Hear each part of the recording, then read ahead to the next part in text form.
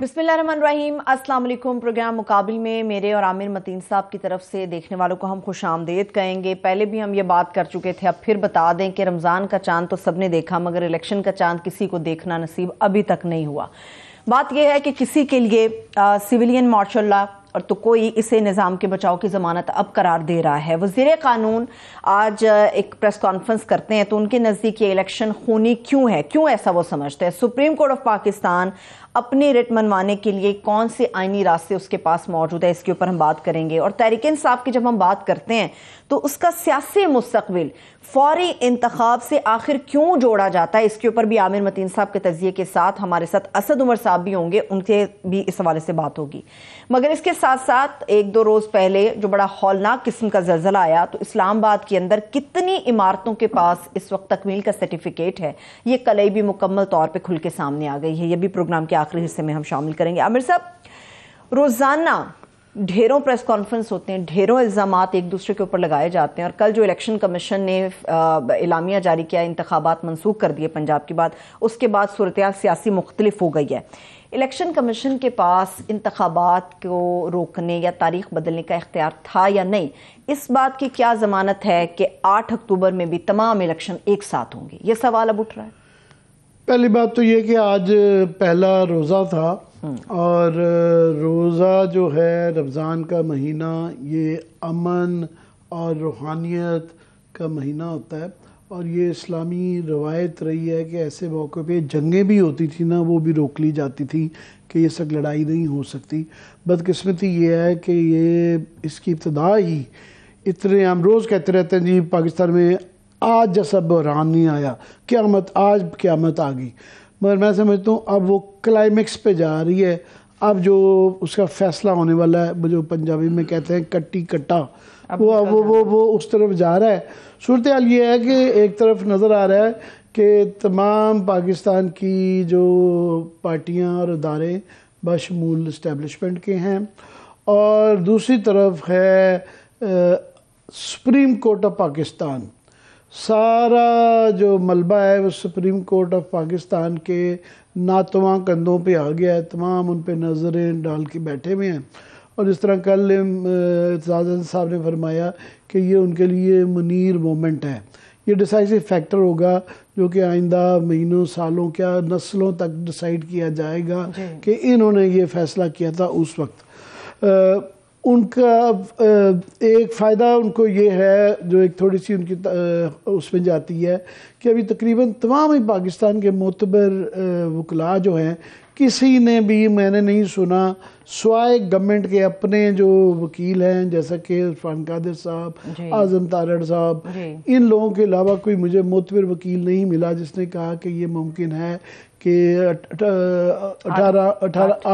اکتوبر کو الیکشن کروا دیا جائے، اور جس میں جو ٹائم سپریم کورٹ نے دیا ہے اس سے آگے جایا جائے۔ اس لیے بری بات تھوڑی سی یہ ہے کہ اس وقت جو ہے عدالت جو ہے نا وہ منقسم ہے، گو کہ سارے ججز نے جو فیصلہ دیا تھا سپریم کورٹ کی عدالت میں، انہوں نے 90 دن کے اوپر کسی نے اعتراض نہیں کیا تھا، مگر بحث یہ ضرور اعتراضات آئے تھے کہ جناب یہ اس وقت یہ جس فیصلے کے اندر یہ کیا گیا ہے یہ اس کا مدعا یہ نہیں تھا، اور جن کی طرف سے یہ شکایت آئی ہے یا اپلیکیشن آئی ہے وہ ان کی بنتی نہیں تھی، اس قسم کے اعتراضات تھے۔ تو ایک تو یہ بہت بڑا سوال اٹھتا ہے کہ اس دفعہ جس طرح کہ آج اسد عمر صاحب نے اور فواد چودھری نے یہ اعلان کیا ہے کہ وہ کل سپریم کورٹ جا رہے ہیں، کیونکہ آج 23 مارچ تھی، چھٹی تھی، اس لیے کل یہ فیصلہ وہاں پہ ہونے جا رہا ہے۔ دیکھنا یہ ہوگا کہ یہ اتنا بڑا تاریخی فیصلہ ہے کہ اس کے اندر سپریم کورٹ فل کورٹ بناتی ہے یا نہیں بناتی۔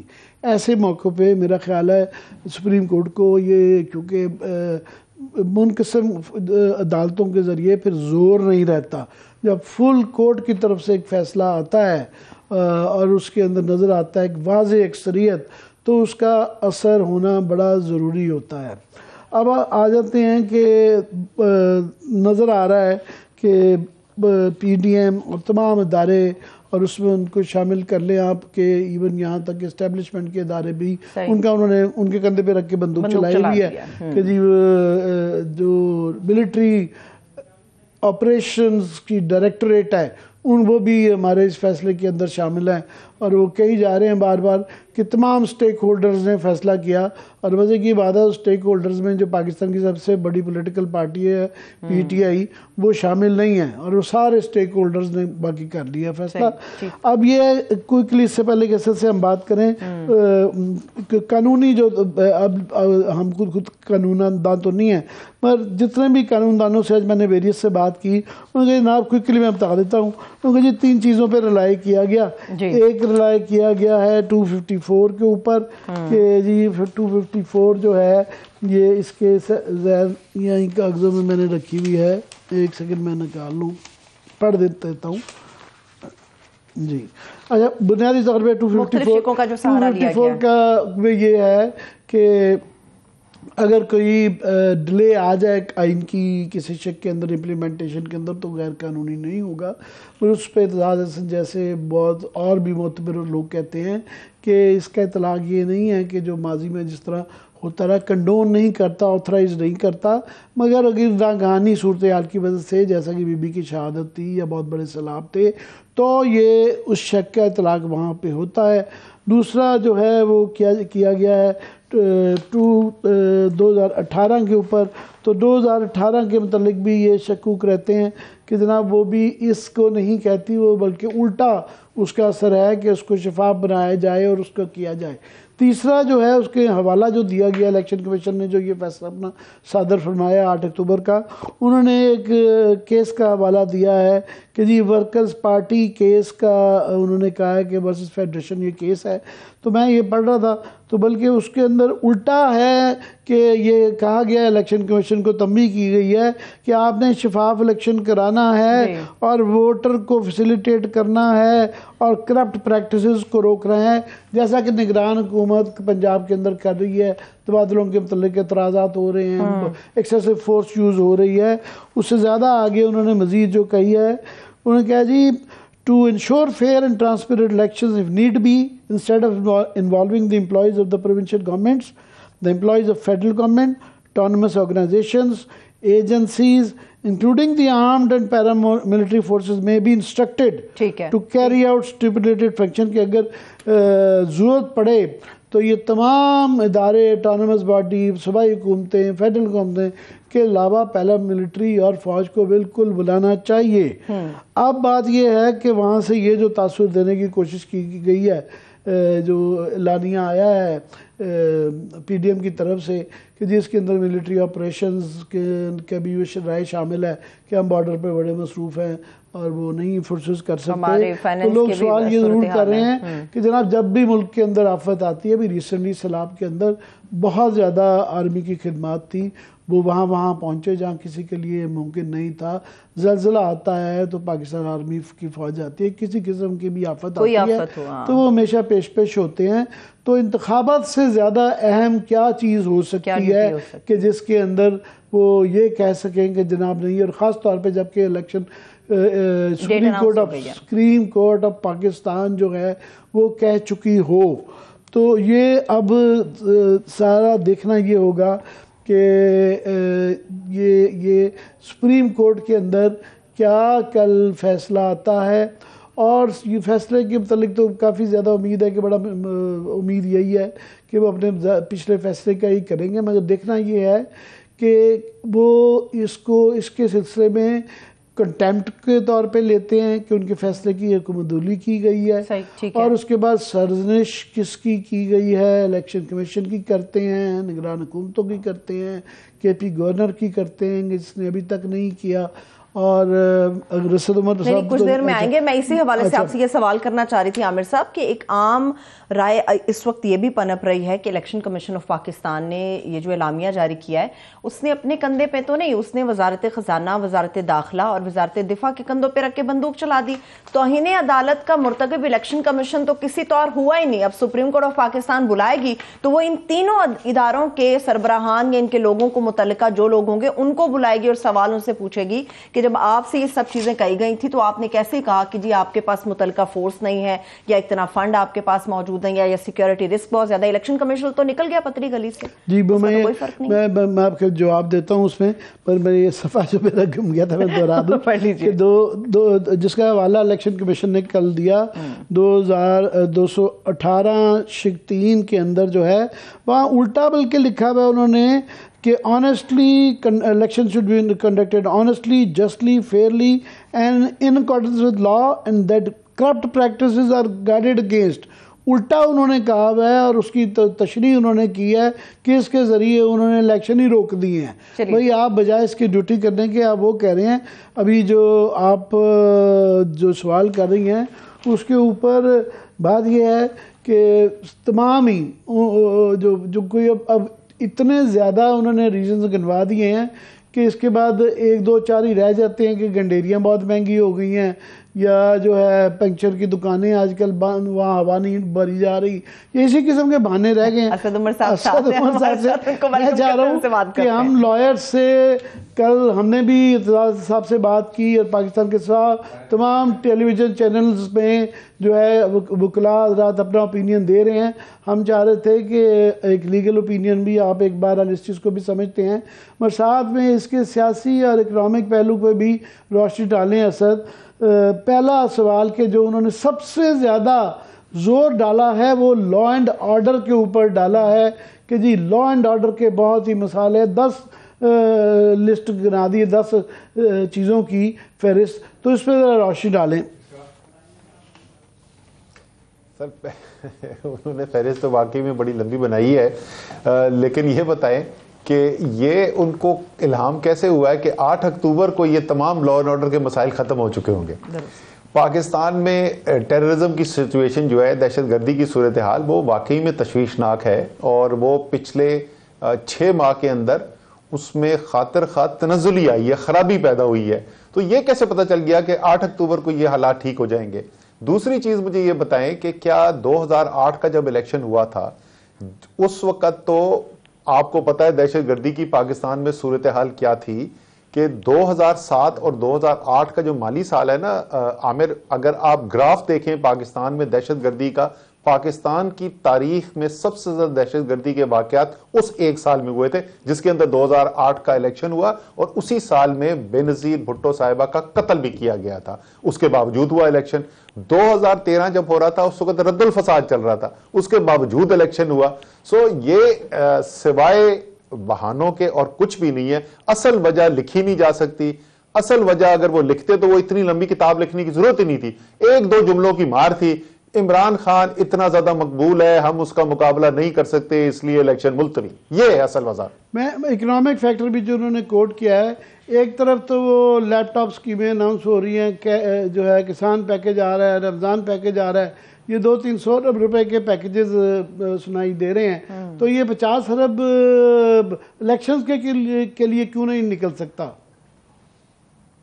اچھا یہ بھی اس کو ذرا سا دیکھ لیں کہ 50 ارب روپے ایک عام آدمی گھر میں جب بیٹھا سن رہا ہوگا تو اس کو لگے گا کہ واقعی میں کوئی بہت بڑی رقم ہے.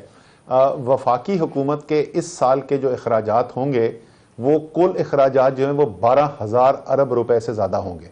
ماہانہ 1,000 ارب روپے سے زیادہ خرچہ ہے. 50 ارب روپے جو ہے وہ 0.005% بھی نہیں بنتا اس سالانہ اخراجات کا. پھر انہوں نے ملبہ ڈالنے کی کوشش کی IMF کے اوپر کہ جی ہم کیا کریں، ہم بڑے مجبور ہیں، ہم تو مارے گئے، ہمیں IMF نے ہماری چابی ٹائٹ کی ہوئی ہے، تو وہ تو کہہ رہے ہیں کہ یہ الیکشن کے ہم اخراجات نہیں کر سکتے. وہ آج چپیڑ آ گئی منہ کے اوپر. IMF کے 2 ٹوک بیان آ گیا، ہم نے ایسی کوئی بات نہیں کی ہے، میکرو ٹارگٹ ہیں، اس کے اندر آپ الیکشن کرائیں، یہ جو کچھ بھی کریں یہ آپ کی مرضی ہے. سو میں پھر وہی بولوں گا، کوئی بھی ان چیزوں کا اس سے تعلق نہیں ہے کہ الیکشن کیوں نہیں ہو رہا. یہ کوئی بھی وہ چیز نہیں ہے جس کی وجہ سے الیکشن نہیں ہو رہا. الیکشن صرف ایک اور ایک وجہ سے رک رہا ہے اور وہ عمران خان کی مقبولیت ہے. مگر بالکل آپ صحیح کہہ رہے ہیں، عمران خان کی مقبولیت نظر آتی ہے، مگر کیا کریں. میں لفظ گینگ اپ تو نہیں کہنا چاہوں گا، مگر تمام ہی پولیٹیکل پارٹیز جو ہیں اور تمام ہی متعلقہ ادارے بشمول، انہوں نے تو اب ملٹری آپریشنز کے ڈائریکٹوریٹ کو بھی شامل کر دیا ہے، وزارت دفاع کو بھی شامل کر دیا ہے. وہ سارے ہی آپ کے اگینسٹ نظر آ رہے ہیں، اور وہ نظر آ رہا ہے کہ وہ کہہ رہے ہیں کہ ہم نے الیکشن نہیں ہونے دینا، تو پھر کیسے پاسبل ہوگا؟ سر مسئلہ یہ ہے کہ پاکستان ایک آئینی جمہوری ملک ہے. پاکستان جو ہے وہ کسی کی خواہشات کے اوپر چلنے والا ملک نہیں ہے. پاکستان ایک آئین کے دستور کے مطابق چلنے والا ملک ہے، اور اس آئین کے اندر بڑا واضح دو ٹوک لکھا ہوا ہے کہ اس قسم کے معاملات کو کس طریقے سے آپ نے ڈیل کرنا ہے. نہ کسی منسٹری کے پاس یہ اختیار موجود ہے، نہ کسی ادارے کے پاس یہ اختیار موجود ہے کہ وہ آئین سے بالا تر ہو کے اپنی رائے جو ہے وہ چلائے. اور اسی آئین کی دو ٹوک جو ہدایات ہیں اس کے مطابق سپریم کورٹ آف پاکستان نے الیکشن دیا. اب جو فیصلہ ہونے جا رہا ہے نا اس کے اندر، وہ فیصلہ یہ نہیں ہونے جا رہا کہ الیکشن ہونا یا نہیں ہونا. اب فیصلہ یہ ہونے جا رہا ہے کہ کیا ایک پاکستان آئینی جمہوریہ رہے گا، یا پاکستان اب مابرائے آئین ملک بن گیا ہے جہاں پر نہ کوئی آئین ہے، نہ جمہوریت ہے، نہ قانون ہے. طاقت وغیرہ اگر آپ ہیں تو آپ کی مرضی چلے گی. یہ بنیادی طور پہ فیصلہ رکھا جائے گا سپریم کورٹ آف پاکستان کے سامنے. اور مجھے تو یقین ہے کہ یہ 1950 کی دہائی نہیں ہے، یہ جسٹس منیر کا زمانہ نہیں ہے، یہ 2023 ہے. اور یہ سپریم کورٹ جو ہے یہ کبھی بھی آئین کے سے انحراف کرنے میں، آئین کو توڑنے میں مددگار اور سہولت کار نہیں بنے گا. اسد، پہلے بھی سپریم کورٹ نے تو بہت واضح اس الیکشن کے متعلق جو ہے فیصلہ دے دیا تھا، مگر اس کے باوجود یہ حکم عدولی ہوئی اور انہوں نے 8 اکتوبر کی تاریخ دے دی. ابھی کل اب دوبارہ سپریم کورٹ میں جا رہے ہیں.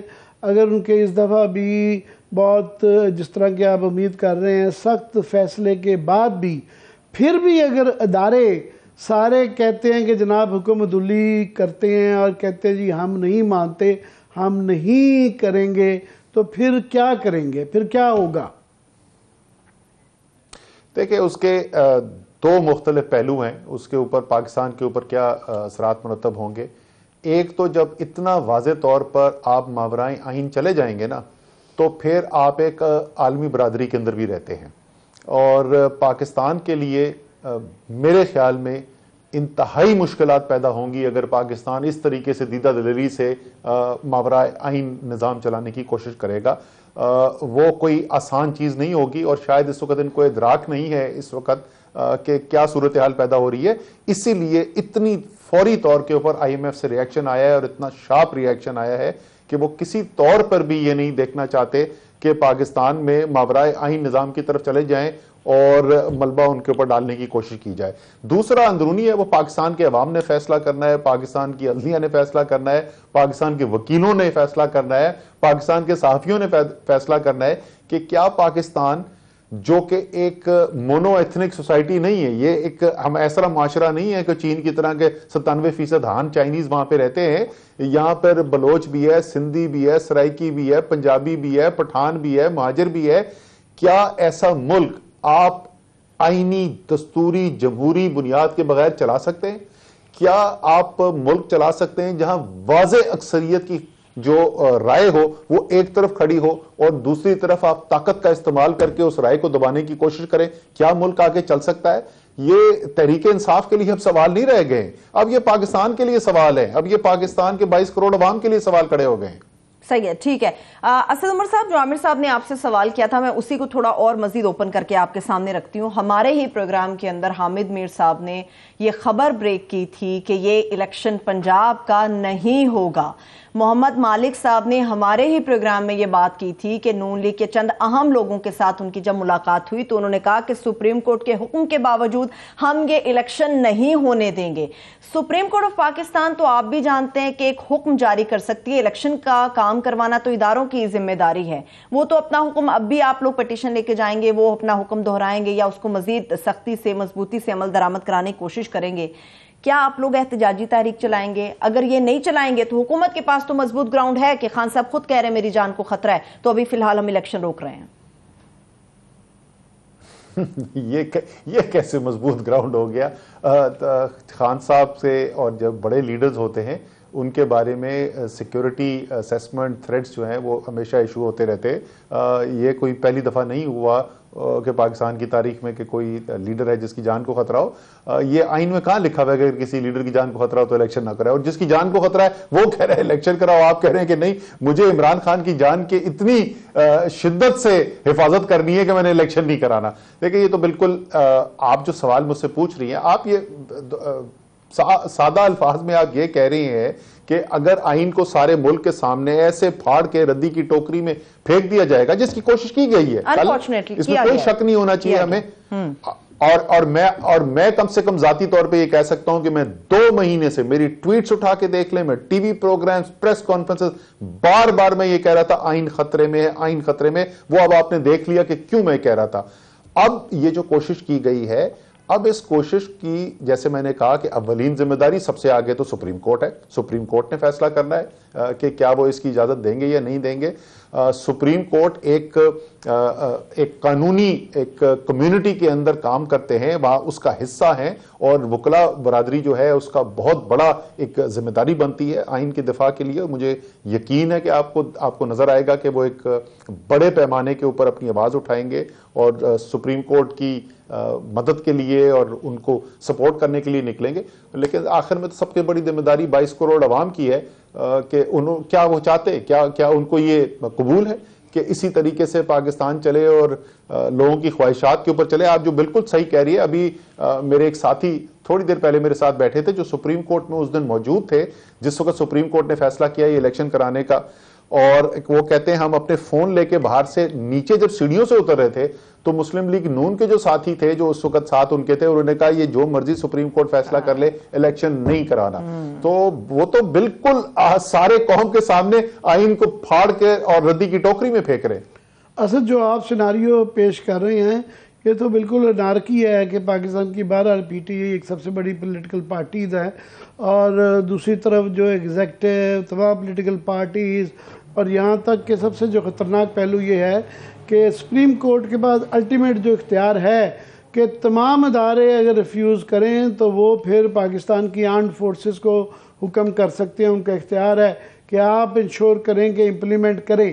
مگر یہاں پہ انہوں نے اپنے اعلانیے کے اندر یہ ذکر کیا ہے وزارت دفاع کا اور ملٹری آپریشنز کی ڈائریکٹوریٹ کا کہ جناب وہ بھی ہمارے ساتھ متفق ہیں, اور وہاں سے کوئی اس کی ڈینائل نہیں آیا. تو اس طرح کیسے پھر کام بنے گا؟ نہیں دیکھیں, پہلی بات تو میں آپ کو بتاؤں کہ الیکشن کمیشن آف پاکستان نے بھی کیا کیا. الیکشن کمیشن آف پاکستان نے بہت سارے اداروں کو بلایا اور ان کی رائے لی کہ آپ اچھا بتائیں سیکیورٹی کی صورتحال پہ کیا صورتحال ہے, کیا اتنے بندے ریلیز کی جا سکتے ہیں یا نہیں کی جا سکتے, اچھا اتنا پیسہ مل سکتا ہے. سب نے اپنی اپنی آ کے مشکلات ان کے سامنے رکھ دی. لیکن سپریم کورٹ نے سپریم کورٹ کہہ رہا ہوں, الیکشن کمیشن آف پاکستان کے پاس پاکستان کے آئین کے تحت آرٹیکل 220 میں یہ اختیار حاصل ہے کہ وہ ڈائریکٹ کر سکتے ہیں, احکامات جاری کر سکتے ہیں کسی بھی ادارے کو, اور ان احکامات کو جو الیکشن صاف شفاف الیکشن کرانے کے لیے الیکشن کمیشن کے خیال میں ضروری ہے, ہر ایک کی ذمہ داری ہے کہ وہ احکامات کی تکمیل کرنی ہے. انہیں تو آرڈر ہی کبھی نہیں دیا. میٹنگ میں بلا کے لوگوں کی رائے پوچھنا ایک اور بات ہے. جہاں تک ہمارے پاس انفارمیشن سامنے آئی ہے, ہمیں تو کہیں نہیں کہا کہ انہوں نے آرڈر کیا تھا پاکستان آرمی کو کہ اتنے ٹروپس یہاں پہ اویلیبل کرو, اور آرمی نے کہا جی ہم نہیں سپلائی کرتے. تو یہ جب سپریم کورٹ کے اندر کیس آئے گا اور یہ ساری باتیں سامنے کھلیں گی, اور مجھے یقین ہے کہ جج صاحبان نے بھی یہی سوال پوچھنے ہیں, تو اس کے بعد واضح سچویشن آ جائے گی. میں تو نہیں وہ سچویشن سوچ سکتا کہ جہاں پہ پاکستان کی فوج کھڑے ہو کے کہے گی کہ آئین میں جو کچھ بھی لکھا ہو ہم نہیں مانتے. میرے خیال میں تو ایسا نہیں ہونے والا. یہ ثروت کے سوال پہ میں دوبارہ آپ کو لانا چاہوں گا کہ آج رانا ثناء اللہ صاحب نے جے آئی ٹی بنا دی کہ 14 دن کے اندر رپورٹ دے گی, جس کے بعد انہوں نے اشارہ دیا ہے کہ عمران خان سمیت تمام آپ کی جو میجر لیڈرشپ ہے اس کے اوپر اے ٹی اے کے تحت مقدمے کیے جا سکتے ہیں, بلکہ انہوں نے آلموسٹ کہہ دیا کہ کیے جائیں گے. مجھے تو لگتا ہے اگر فرض کریں یہ الیکشن ہو بھی جاتے ہیں, سپریم کورٹ کا فیصلہ ہو جاتا ہے, آپ کے حق میں آ جاتا ہے اور امپلیمنٹ بھی ہو جاتا ہے, تو مجھے تو آپ لوگ سارے جب الیکشن ہوگا جیل میں نظر آ رہے ہیں. دیکھیں وہ تو ظاہر ہے وہ جے آئی ٹی بنے گی, اس کی بھی کمپوزیشن جو ہے اس کے نوٹیفیکیشن کا انتظار کر رہے تھے, اس کو بھی چیلنج کیا جائے گا. اور وہ جو ان کی خواہش ہے، خواہش تو بہت عرصے سے ہے، تو وہ تو دیکھی جائے گی، عدالتوں کے اندر مقابلہ کیا جائے گا. ظاہر ہے کہ سارے الزامات جو لگائے جا رہے ہیں وہ بالکل من گھڑت ایک کہانی بنائی جا رہی ہے، اس کہانی کو بیچنے کی کوشش کی جا رہی ہے، اس کو تو ہم دیکھیں گے. لیکن ہم جیل میں ہوں یا نہ ہوں، ان کو پتا ہے کہ الیکشن یہ پھر بھی نہیں جیت سکتے، اور یہی پریشانی کی وجہ ہے، اسی لیے الیکشن کو پوسٹ پون کیا گیا ہے. اگر ان کے خیال میں مقدمے بنانے سے اور لوگوں کو اندر بند کرنے سے، آپ کو پتا ہے اس وقت تک اسلام آباد میں ہمارے 358 کارکن جیل میں ڈالے جا چکے. 358 کارکن، یہ وہ اسلام آباد کی سیاست ہے جہاں پہ کوئی کسی کے خلاف سیاسی پرچہ کوئی نہیں کاٹتا، وہاں پہ یہ صورتحال پیدا ہوئی ہے. لیکن اس کے باوجود اتنا خوف ہے الیکشن کا، اس کے باوجود اتنا خوف ہے عمران خان کی مقبولیت کا، کہ پھر بھی الیکشن میں جانے کو تیار نہیں. اسد، آج اعظم تارڑ صاحب نے، I'm sure آپ نے دیکھا ہوگا، انہوں نے فرمایا کہ ایک تو ان کا یہ خونی الیکشن بہت زیادہ ہوگا، دوسرا انہوں نے یہ کہا کہ ابھی بھی ہم عمران خان کے ساتھ گرینڈ سیاسی ڈائلاگ چاہتے ہیں اور ہم بالکل تیار ہیں، اور بھی کئی لوگوں کی طرف سے آ رہے ہیں. تو یہ اگر اس سے مطلب کیا امکان ہے، آپ اس سے آپ کا رسپانس ہوگا؟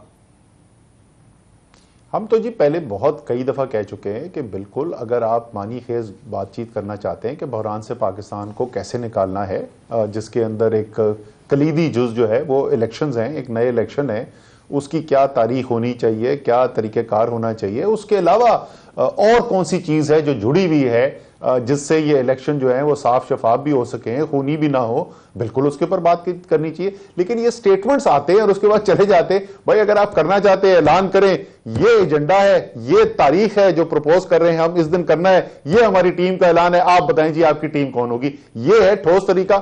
اب تو بالکل ویلکم کرتا ہوں. میرے خیال میں جو اعظم تارڑ نے یہ بات کی ہے تو میرے خیال میں اچھی بات کی ہے، اس کو بالکل آگے لے کے چلنا چاہیے. یہ عمران خان صاحب نے کل جو اپنی اس میں ایڈریس میں یہ فرمایا کہ ان کی جان کو خطرہ تو تھا ہی، مگر انہوں نے بڑے پرسائز الفاظ میں یہ بتایا کہ کہاں سے کس طریقے سے یہ حملہ ان کو قتل کرنے کا کیا جائے گا. تو یہ اتنی پرسائز انفارمیشن ان کے پاس کیسے ہے اور کیا ہے؟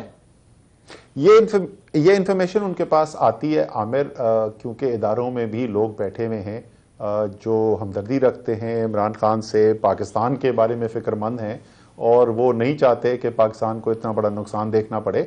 اسی لیے پہلے بھی آپ کو عمران خان صاحب نے بتایا کہ میرے پاس اندر سے خبر آئی ہے، اور انہوں نے پورا پیٹرن بتایا، جلسوں کے اندر کھڑے ہو کے بتایا کہ ایک بیانیہ بنایا جائے گا کہ ایک مذہبی شدت پسند ہے، اس نے عمران خان کے خلاف مذہبی بنیاد کے اوپر حملہ کرنا ہے، اور آپ نے وزیر آباد میں وہ حملہ ہوتے ہوئے دیکھا اور آپ نے وہی بیانیہ بھی سنا. تو یہ عمران خان جلسوں میں پہلے بتا چکے تھے، اور اس کی وجہ یہ تھی کہ ان کے پاس اندر سے خبر آ چکی تھی. اسی طرح اب بھی ان کے پاس اندر سے خبر آئی، تفصیل سے خبر آئی کہ کس طریقے سے آپریشن پلان کیا گیا ہے، جس سے بہت بڑا نقصان ہو سکتا ہے، ماڈل ٹاؤن کی ٹائپ کا سانحہ ہو سکتا ہے، اور اس کے اندر عمران خان کو بھی ٹارگٹ کیا جائے گا. یہ پہلے کی طرح ابھی بھی ان کے پاس اندر سے انفارمیشن آئی تھی جس کی بنیاد پر انہوں نے یہ کہا. ٹھیک ہے اسد عمر صاحب، یہ جو گرینڈ سیاسی ڈائلاگ کا سوال عامر صاحب نے آپ سے کیا تھا، کچھ روز پہلے قائرہ صاحب بھی ایک تقریب میں یہ کہہ رہے تھے، میں نے آپشن بھی دیا تھا کہ میں پوری حکومت کو راضی کروں گا، تحریک انصاف سے عمران خان صاحب راضی ہو جائیں. آج اعظم نذیر تارڑ صاحب نے بھی بات کی ہے، کچھ روز پہلے خان صاحب بھی یہ بات کر چکے ہیں کہ ملکی مفاد کی خاطر وہ تمام لوگوں سے عدلیہ کہ انہوں نے بات کی کہ جو حکومت اور اسٹیبلشمنٹ کے لیے بات کرنے کے لیے تیار ہے. میرا سوال یہ ہے کہ الیکشن منسوخ ہو جانے کے بعد کیا اب بھی تحریک انصاف کی طرف سے ڈائلاگ کا آپشن اوپن ہے؟ اگر ایسا ہے تو وہ غیر مشروط ہوگا یا پھر مشروط ہوگا؟ میں اس میں ایڈ کر دوں اسد کہ اس سے جو میں مطلب اخذ کرتا ہوں کہ وہ یہ امید رکھتے ہیں کہ آپ صوبائی اسمبلیوں کی جو ڈیٹیں آ گئی ہیں اس کو پوسٹ پون کر دیں گے، کچھ 2 مہینے وہ پیچھے آ جائیں گے، کچھ 1-2 مہینہ آپ چلے جائیں گے. تو یہ ایک قسم کا فارمولہ ڈسکس کیا جا رہا ہے.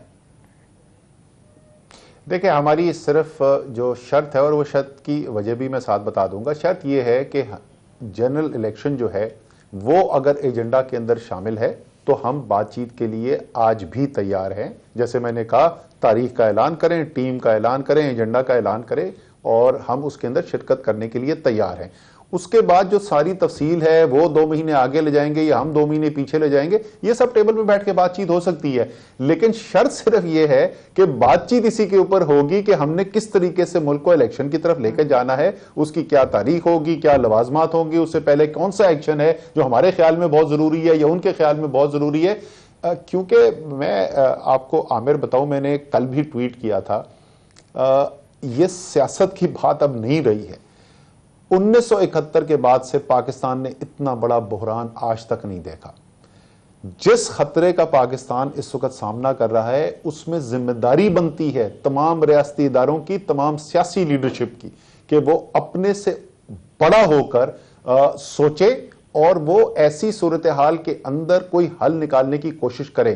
مانی خیز ہے, واقعی میں حل نکالنے کی کوشش کی جا رہی ہے, الیکشن کی طرف لے جانے کا راستہ بنایا جا رہا ہے, تو بالکل بات چیت ہونی چاہیے. یہ اسد آپ کی یہ خواہش ہے اور بھی میرے خیال بے تحاشا سمجھدار لوگوں کی یہ خواہش ہے.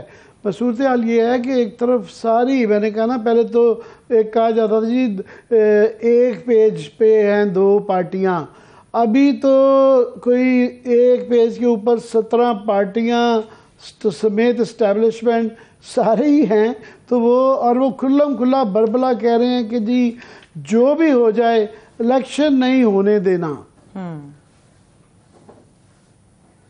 سر میں وہی تو آپ سے عامر کہہ رہا ہوں نا, کہ اگر دنیا کی تاریخ آپ کو یہ سبق دیتی ہے کہ ملک کی اکثریت کی رائے کے خلاف جبر اور طاقت استعمال کریں اور اس سے ملک کی کوئی بہتری نکل سکتی ہے تو ضرور کر لیں. 11 مہینے سے کوشش ہو ہی رہی ہے نا. کہاں تھا پاکستان 11 مہینے پہلے اور آج پاکستان کہاں پہ کھڑا ہوا ہے؟ کوئی اندھا بھی ہوگا تو اس کو نظر آ رہا ہوگا کہ ملک کے اندر کس طریقے سے تباہی آ رہی ہے. کچھ ذرا جا کے باہر لوگوں سے بات تو کرے.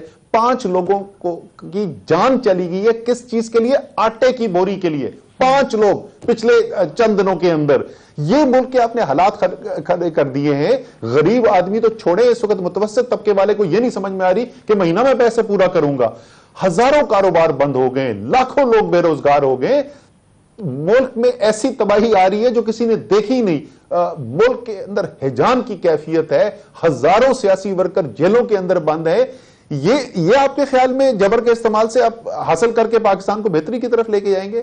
میں پھر وہی کہوں گا کہ یار یہ تو ہم نے 11 مہینے مقابلہ کیا, آگے بھی کرتے رہیں گے. تو جیل بھی ہو کے آگے دوبارہ چلے جائیں گے یار جیل, اگر یہی خواہش ہے. لیکن ملک نہیں بہتر ہونے والا اس سے. اگر آپ ملک کو ادھر سے نکالنا چاہتے, آپ کو کوئی پریشانی ہے, کوئی آپ کا بڑا امپورٹنٹ ایجنڈا ہے, آپ کا ہو, کسی کا, جتنے بھی فریقین ہیں سیاسی اور غیر سیاسی, اگر ان کو کوئی بڑی تحفظات ہے کسی چیز کی, کوئی شکوک و شبہات ہے, آئیں یار ٹیبل پہ رکھیں, بات کرتے اور حل نکالیں اس کا پاکستان کی بہتری کے لیے. ابھی سے 2-3 قانونی سوال چل رہے ہیں. ایک تو یہ چل رہا ہے کہ یہ کیئر ٹیکر کا کیا سٹیٹس ہوگا اگر یہ 8 اکتوبر تک بات چلی جاتی ہے, اور کچھ لوگوں کو تو خیال ہے کہ اگر یہ فیصلہ مان لیا جائے تو پھر یہ رہتے ہی نہیں ہے, پرویز الہی پنجاب کے چیف منسٹر ہوں گے. دوسرا یہ کہ الیکشن کمیشن نے یہ جو 8 تاریخ کی ان کا اختیار نہیں تھا, اس کے باوجود یہ تاریخ دے دی ہے, تو ظاہر ہے اپنے دم پہ تو نہیں دی ہے, یہ تو کلیئرلی نظر آ رہا ہے. تو آپ کا یہ جو مارچ, یہ آپ نے مینار پاکستان پہ جو جلسہ کیا ہے, جس کی شاید فی الحال آپ کو اجازت نہیں ملی, مل گئی شاید, sorry for correction, thank you for correction. تو آپ کا کیا خیال ہے کہ وہاں پہ ایک بڑا مجمع اکٹھا کرنے سے آپ یہ پریشرائز کر سکیں گے تمام اداروں کو کہ یہ اس طرف نہ جائیں؟ نہیں دیکھیں, ایک اور جلسہ کر کے کوئی پریشرائز نہیں کرنے والی بات ہے. وہ تو الیکشن کمیشن کی الیکشن کیمپین کا آغاز تھا وہ جلسہ.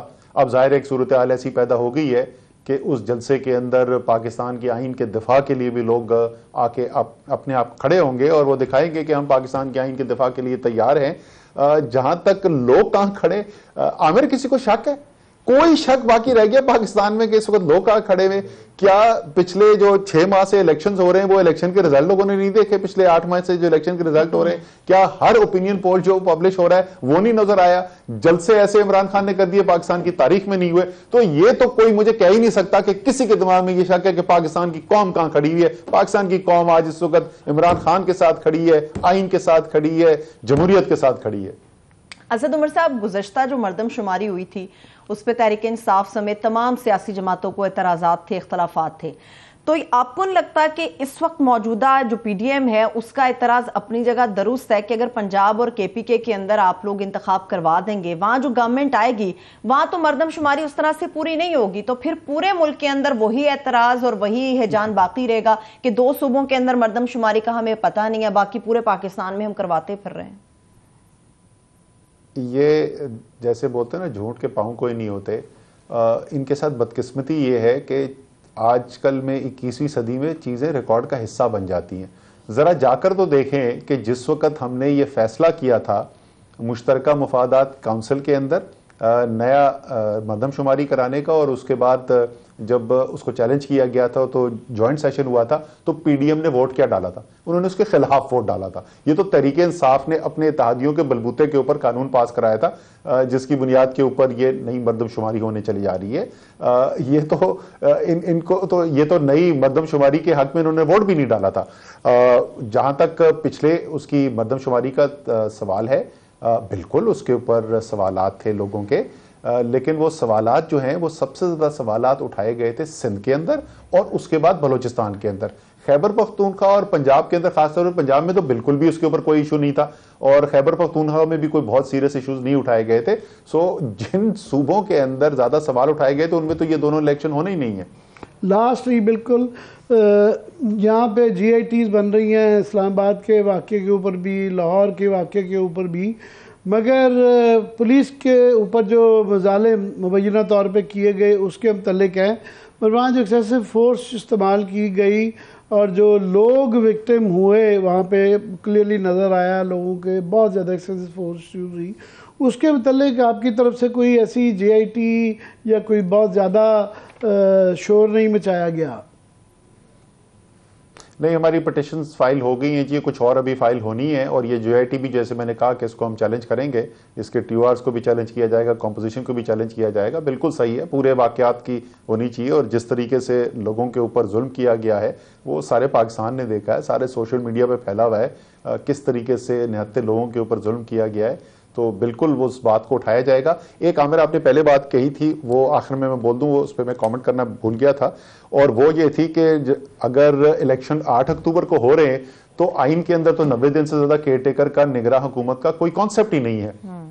تو میری جو آئینی ماہرین سے بات ہوئی ہے اس کے اوپر تو کوئی دو رائے ہے ہی نہیں، کسی صورت میں بھی نگراں سیٹ اپ جو ہے وہ 90 دن سے زیادہ نہیں چل سکتا۔ اب اس کا حل کورٹ کیا نکالے گی، اگر الیکشن نہیں ہو رہا تو کیا وہ پرانی اسمبلیاں بحال کر دیں گی، کیا کریں گے، وہ کورٹس کی طرف دیکھنا ہوگا، لیکن اس پہ کوئی دو رائے ہے ہی نہیں کہ کسی صورت میں آئین کے اندر گنجائش ہی نہیں 90 دن سے زیادہ نگراں سیٹ اپ کی، یعنی اس کے بعد 1 روپے بھی خرچ کرنا جو ہے وہ غیر قانونی ہو جائے گا، کسی کے کابینہ میں بیٹھنا غیر قانونی ہو جائے گا، تو یہ تو بہت بڑا ایک انارکی کریٹ ہو جائے گی۔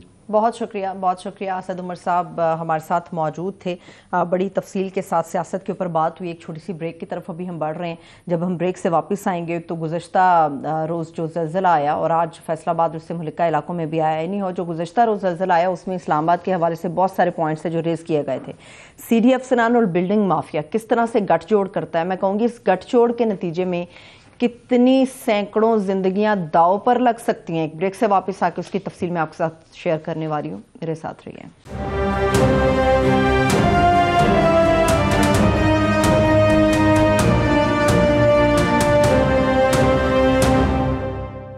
بریک کے بعد ایک بار پھر سے پروگرام میں ہم آپ کو خوش آمدید کہیں گے۔ عامر صاحب اس طرف تو آتی ہوں، مگر ایک آخری سیاسی سوال، اس پہ آپ کا تجزیہ۔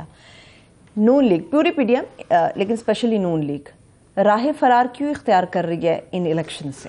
یہ بڑا آبویس ہے، ابھی جو اسد عمر صاحب فرما رہے تھے کہ آٹے کی لائنوں کے لیے آج 5 لوگ مر گئے ہیں، اتنا برا حال ہے، بنیادی چیز ہے آٹا، اور اس کی لائنیں لگ کے اتنی زیادہ وہاں پہ 5 لوگوں کی جان چلی گئی ہے۔ یہ تو حالات ہیں، بجلی، پانی، پیٹرول، کون سی چیز ہے جو کہ اویلیبل ہے ان حالات کے اندر، اور اب نظر آ رہا ہے کہ عمران خان کی مقبولیت کے متعلق کسی کو کوئی شک نہیں رہ گیا۔ ان کے مخالف بھی بڑے سارے مخالف وہ بھی مان رہے ہیں کہ جناب ان کو اس دفعہ کوئی روک پائے گا نہیں، اور پلس یہ ہے کہ لیڈرشپ کا پی ڈی ایم کے اندر اور خاص طور پہ نون لیگ کے اندر ایک بہت بڑا آپس کی ایک لڑائی چل رہی ہے۔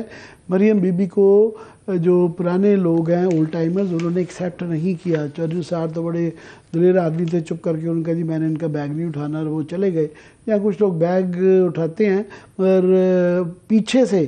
آپ نے غور کیا کہ آج کل ہم بھی کوشش کرتے رہتے ہیں, ہمارا کوئی تعصب نہیں ہے کہ نون لیگ کے کسی لیڈر کو بلائیں تو یا تو آتا نہیں ہے یا صاحب ہی کہتا ہے یار میں جھوٹ نہیں بول سکتا, کیا کہوں گا میں, کیسے یہ میں اتفاق میں بتا رہا ہوں. ایک وفاقی وزیر صاحب سے میں نے کہا کہ آپ آئیں, انہوں نے کہا یار میں کیا جھوٹ بولوں, کیا وہ کروں. دوسرا مریم بی بی کا وہ ٹریک ریکارڈ جو ہے, ظاہر ہے ان کا بڑا مختصر تجربہ ہے الیکشن کا. ان کو ایک ابھی ریسنٹلی انہوں نے اس کے اندر, ویسے تو کئی سال ہو گئے ہیں مگر پریکٹیکل گورنمنٹ میں نہیں رہی ہوئی ہیں. انہوں نے ابھی تک جو ہے نا 3 الیکشن کروائے ہیں. گلگت بلتستان کا وہ ہار گئی, کشمیر کا الیکشن کروایا وہ ہار گئی, پھر ریسنٹلی بائی الیکشن ان کی نگرانی میں ہوئے وہ ہار گئی. تو اور دوسرا یہ ہے کہ لاہور کے اندر اور پچھلے پنجاب کے اندر بڑے عرصے سے شہباز شریف صاحب اور حمزہ شہباز جو تھے وہ لک آفٹر کر رہے تھے. وہاں پہ لوگوں کے ساتھ جو اسٹریٹ والے جو ورکر ہوتا ہے اس کے ساتھ ان کا رابطہ ہے. تو وہاں لاہور میں خاص طور پہ اور ویسے پنجاب کے اندر بھی ایک ڈویژن آ گئی ہے کہ یہ حمزہ کے بندے ہیں, یہ مریم کے بندے ہیں. اور کلیئرلی جو ہے ان کے اندر وہ جتنی کلیم کر رہے ہیں کہ آپس میں بہت محبت دوستی اور بھائی چارہ بہن بھائیوں والا ہے, وہ ہے نہیں ہے. حمزہ آپ نے دیکھا وہ غائب ہیں, پہلے تو درمیان ملک سے باہر گئے ہوئے تھے, ابھی آئے ہیں مگر آپ نے دیکھا کسی پریس کانفرنس میں. بہرحال ان کا فیس جو پنجاب کے اندر شہباز شریف کے بعد وہ تھے, وہ چیف منسٹر وہاں کے رہے ہوئے ہیں. اور صوبائی اسمبلی کے الیکشن کے لیے یہاں کے جب وہ لڑ رہی ہیں مریم, تو اس کا مطلب وہ اس کی کینڈیڈیٹ ہیں اور ان کے خاوند کہہ چکے ہیں کہ وہ پرائم منسٹر کے منتی نظر نہیں آ رہی, تو وہ چیف منسٹر کے لیے کینڈیڈیٹ ہیں. تو اس لیے حمزہ جنہوں نے جو بھی کہہ لیں جیسی بھی کی جو بھی کیا, مگر وہ بڑی دیر سے امید لگا کے بیٹھے ہوئے ہیں. تو یہ منقسم پارٹی ہے. یہاں پہ مریم ورسز حمزہ چل رہا ہے, وہاں سے بڑی آپس میں بات نہیں کرتے, مگر ظاہر ہے شہباز شریف کو فیل کیا گیا ہے. سب سے بڑا جو شہباز شریف صاحب سے کیا گیا ہے, ان کو جو کیبنٹ دی گئی ہے اور خاص طور پہ مفتاح اسماعیل کو ختم کر کے تبدیل کر کے جو ڈار صاحب کو لایا گیا ہے, سب سے بڑا جھٹکا تو وہ لگا ہے نا ان کو. وہاں سے ان کے اقتصادی بجائے کے اگر وہ مفتاح اسماعیل جو کہ مشکل کام تھا مگر پھر بھی وہ ایک صحیح ڈائریکشن پہ جا رہے تھے. آئی ایم ایف کا پروگرام تقریباً طے ہو چکا ہوا تھا. آئی ایم ایف جو ہے ڈار صاحب کا ایک پرانا ریکارڈ رہا ہے, اور جس طریقے کا ان کا رویہ رہا کہ ان کو یہ دھمکیاں دیتے رہے ہیں, تو وہ اب نہیں ہو پا رہا. وہاں سے یہ سنو بال ہوا ہے, اور یہ مہنگائی مین فیکٹر ہے. باقی فیکٹرز بھی ہیں مگر مہنگائی سب سے بڑا فیکٹر ہے جس کی وجہ سے یہ پاپولیرٹی ہوئی. اور یہ بنیادی طور پہ کلیئرلی نظر آ رہا ہے کہ ابھی کوئی اس پہ شک نہیں رہ گیا کہ یہ جو الیکشن کروائے گئے تھے, انہوں نے جو ایکسیپٹ کی تھی گورنمنٹ, وہ مقدمات اپنے ختم کروانے کے لیے کیے گئے تھے. تو یہ اب بس امتحان اب آ گیا ہے کہ یہ جو بھی اسد عمر کہہ کے گئے ہیں کہ پیپلز پاور چلے گی یا پھر مقتدر حلقوں کی چلے گی, ایگزیکٹو کی چلے گی. تو یہ قسم کا مقابلے پہ آ گیا ہے. اور پہلے یہ الیکشن کمیشن سے سٹارٹ ہوا ہے معاملہ, وائلیشن ہوئی ہے. اب یہ عدالت کے اوپر بات آ گئی ہے, اور عدالت کے اوپر سب سے زیادہ امید ہے پی ٹی آئی ہے, اور پی ٹی آئی کے پیچھے خلقت ہے. تھینک یو سو مچ, بہت شکریہ عامر صاحب. دیکھنے والوں کو شکریہ, اجازت دیجیے, خدا حافظ.